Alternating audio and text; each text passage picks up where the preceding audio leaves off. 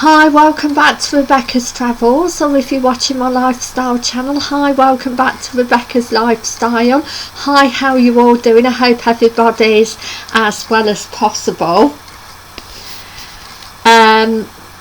Today I'm going to be doing a affordable budget travel tips special, 10 exciting facts, June 2025, part 2. So if you haven't subscribed to my travel and my lifestyle channel on YouTube, please subscribe. I love talking about travel and lifestyle. The weather has, well, it's had a breeze today, had some wind today, and it's been about 23 degrees in northwest Leicestershire, UK, so quite warm today, and it's also been sunny, which is a bonus. And I've heard that though that there's thunderstorms to come, so I think over the weekend. So, but anyway, it's generally nice in this part of the country, northwest Leicestershire, which is in the East Midlands, UK. I'm going to fire away now with the latest affordable budget travel tips, and I'm going to fire away with number 1. Volunteer abroad. Volunteering is another way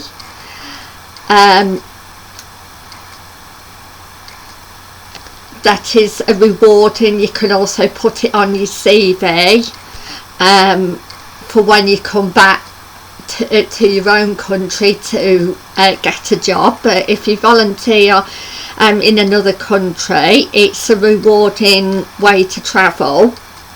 In doing so, you often get free food and somewhere to sleep.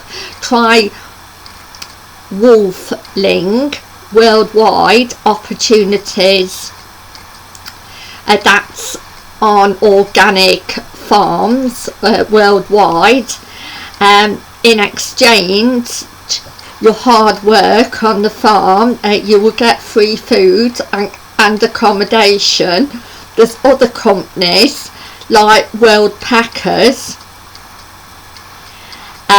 specialise in volunteering opportunities worldwide. Volunteer periods that can last from 1 week to 30 plus days, so that is a great option if you have less time.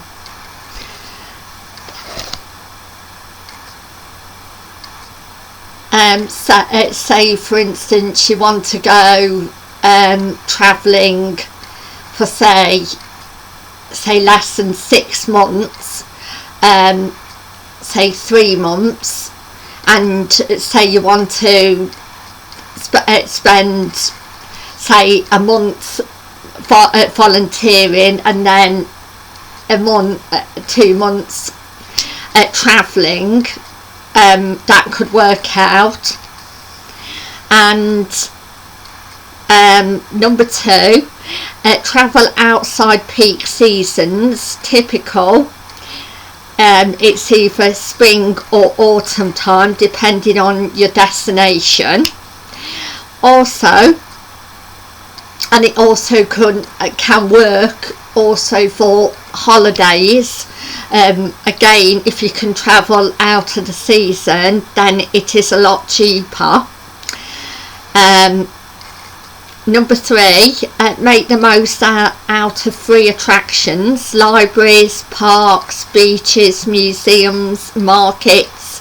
The possibilities are endless. There's also free walking tours, which will help get your bearings, and you can get professional tips from your guide on your first day. Also watching the sunset from beautiful points is a way to end the day again on the road. A nice way to end the day when you're on the road. Number 4, if you're going to a city, make sure you buy a city pass if there's one available. Not all attractions are free, and paid activities can open your mind as a traveller. They allow you to dive deeper into local culture and broaden your knowledge of the location, but it can get pricey. Instead of paying entrance fees among museums, think about buying a city card. It is not always the case that buying a city card is cheaper, especially if you're just wanting to go and visit one attraction in a city, or if you're just wanting to do free attractions, for instance, and it's not always again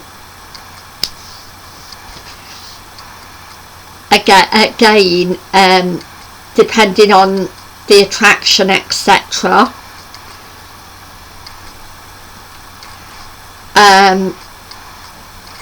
It is not always the case, but you could end up spending a lot less.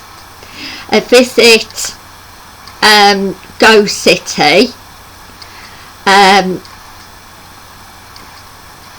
that covers many highly visited locations and tourism boards, and obviously they sell them to the city passes there. So if you go on to Go City, then you can get some from there. Also you can get them from, say, the Tourist Information Centre. Number 5, save money on food. If you're self-catering, cook your own food, and again save on eating out. And number 6, take advantage of cheap flights. Low cost airlines such as Ryanair and Wizz make sticking to a travel a breeze. For example, £30 return flights to Poland. And number 7, only take hand luggage or a small rucksack. You can skip the extra fees, especially if you're only travelling to a city for a couple of days or a weekend, etc.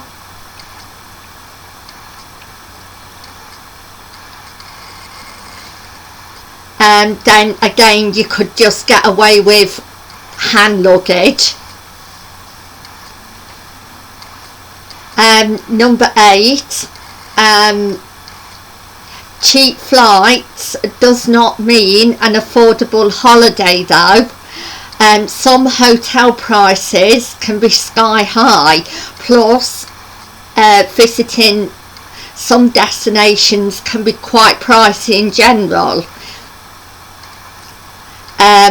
Those cities tend to are like Paris in France, capital of France, Oslo, the capital of Norway, and Copenhagen, the capital of Denmark, to name a few. It's no good bagging inexpensive flights if you go over budget while you get there. In other words, you could have a cheap flight to, say, Paris, Oslo, or Copenhagen, but again, if you're spending that much on hotels, then you're likely to be going over your budget. Or not just hotels, other accommodation, you're likely to be going over your budget, because everything's more expensive out there, food, etc.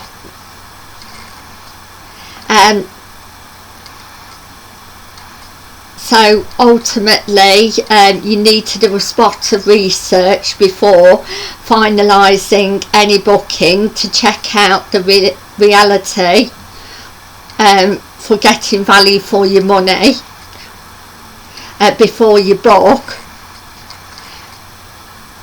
And number 9, again, you can stay with family and friends. Obviously, if you're staying with family and friends, then obviously you're cutting out the accommodation part.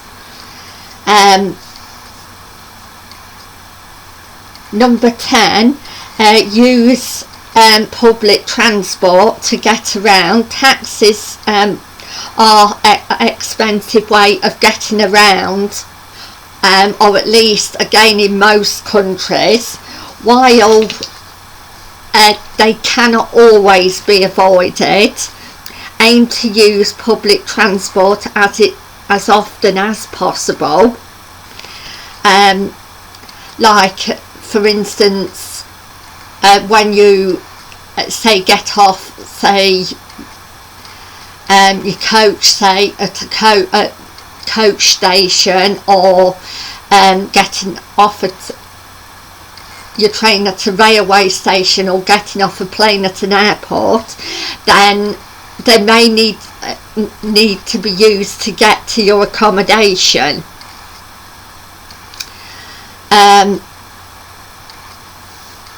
Avoid, again, use public transport though as often as possible for, say, the rest of your holiday.